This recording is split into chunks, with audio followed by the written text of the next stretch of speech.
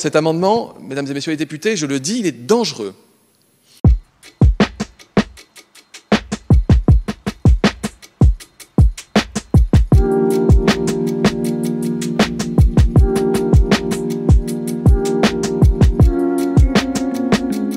Cet article 7 bis est essentiel, que nous soyons favorables ou non à ce projet de loi.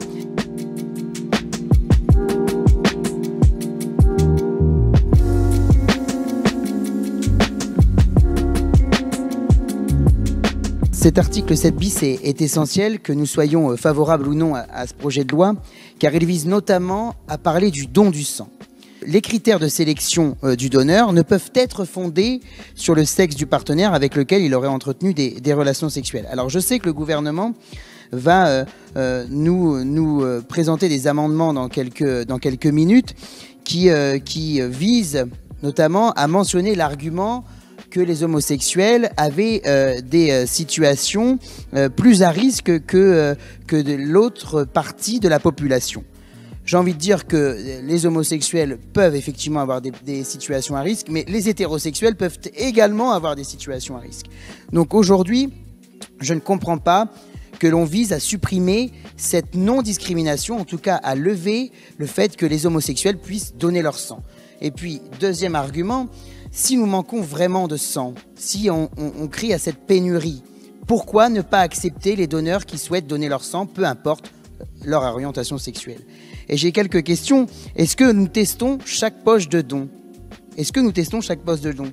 Si oui, pourquoi donc ne pas lever cette discrimination? Et puis, pour ceux qui ont déjà donné leur sang, vous imaginez bien le questionnaire, pour ceux qui l'ont déjà donné leur sang, la longueur du questionnaire et parfois les questions en fin de questionnaire qui peuvent être juste horribles, de se dire qu'effectivement, quand on est une personne homosexuelle, on est carrément refusé dès le départ du don, dès l'entretien médical. Je vais expliquer quelles sont les raisons qui ont justifié, d'après les autorités scientifiques et pas politiques, et c'est important de faire le distinguo, et j'y reviendrai justement sur la nature de l'amendement. En fait, vous disiez, on teste les poches de sang. Vous avez parfaitement raison, les poches sont testées. Mais il y a ce qu'on appelle, avec le VIH, une fenêtre sérologique. C'est une période de quelques jours, au cours desquels vous pouvez avoir été contaminé au VIH sans qu'on soit capable de le déceler sur une sérologie, mais néanmoins que le virus se multiplie dans la poche de sang et puisse être ensuite transfusé à des personnes qui n'ont certainement pas demandé à ce qu'on leur transfuse du sang contaminé. Il faut faire extrêmement attention et en parler sans passion, avec raison et en se fondant sur les faits et sur la science. Il y a eu, je vous donne quelques chiffres, entre 2001 et 2018, je vous parlais de poches qui peuvent contenir du VIH en dehors du cadre de fenêtres sérologiques, malgré tout, identification de 27 donneurs particulièrement à risque de transmission du VIH par transfusion, 24 hommes, 3 femmes. Sur ces 24 hommes, 15 étaient ce qu'on appelle des HSH, c'est-à-dire des hommes qui avaient une relation sexuelle avec un homme. Ce qui fait que statistiquement, et non pas moralement, statistiquement, il y a un surrisque dans une population donnée, non pas en raison de la sexualité, mais d'une pratique qui ne relève pas, encore une fois, d'un jugement moral, mais purement factuel et statistique, avec un surrisque qu'il y ait du VIH qui passe à travers les mailles du filet. Quand on parle de discrimination, si vous avez été résident en Angleterre, sur une certaine fenêtre de temps, au cours de laquelle il y avait des cas d'encéphalomyélite spongiforme, la vache folle, vous êtes évincé du don à vie. Si vous êtes résident en Guyane, où il y a du virus du Zika ou de la fièvre jaune surtout qui peut circuler, vous êtes évincé du don à vie.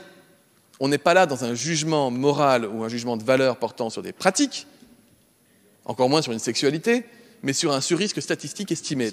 Et je comprends parfaitement, Monsieur Minot, je comprends parfaitement, et je l'ai écrit noir sur blanc dans un rapport, et je l'ai défendu ici, qu'une personne qui se voit dans l'incapacité de donner, de faire cet acte de générosité en fonction d'actes sexuels, de pratiques sexuelles qui lui semblent à lui-même non dangereux, et de manière sans doute très pertinente, pris à l'échelle de l'individu, puisse être choquant pour lui, mais on raisonne là en termes collectifs.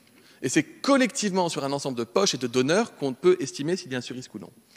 Par ailleurs, cet amendement, mesdames et messieurs les députés, je le dis, il est dangereux. Il est dangereux parce qu'il est inscrit dans le droit dans la loi, dans le marbre de la loi, qu'on ne peut pas introduire de critères d'éviction du don pour des raisons de pratique sexuelle, lors même que s'il y avait une situation qui n'aurait même pas de lien avec le VIH et qui ne concernerait peut-être même pas les HSH, mais qui concernerait une autre population, mais qui nous obligerait à mettre en place des mesures d'urgence pour pouvoir protéger les receveurs des poches de sang, nous ne pourrions plus le faire, sauf à prendre des mesures extrêmement complexes de mise en œuvre et qui pourraient être attaquées immédiatement en justice. Bref, on perdrait du temps. Donc le gouvernement propose de revenir sur la disposition qui a été introduite, Monsieur le Président. Pardon, j'ai été long.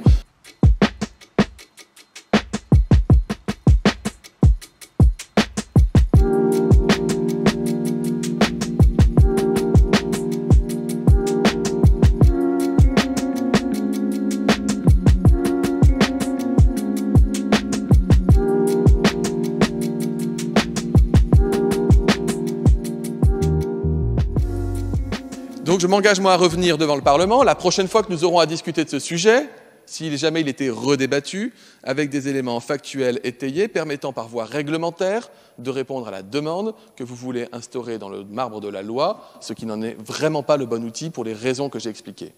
Donc on va avancer, on va continuer d'avancer, et tout ce qui semblera excessif sera supprimé en concertation avec les fédérations de donneurs, avec les associations d'usagers, avec les scientifiques, les experts, la Direction générale de la santé. C'est eux qui établissent l'état de sécurité sanitaire dans notre pays. Pour le coup, ce n'est pas à nous de le faire.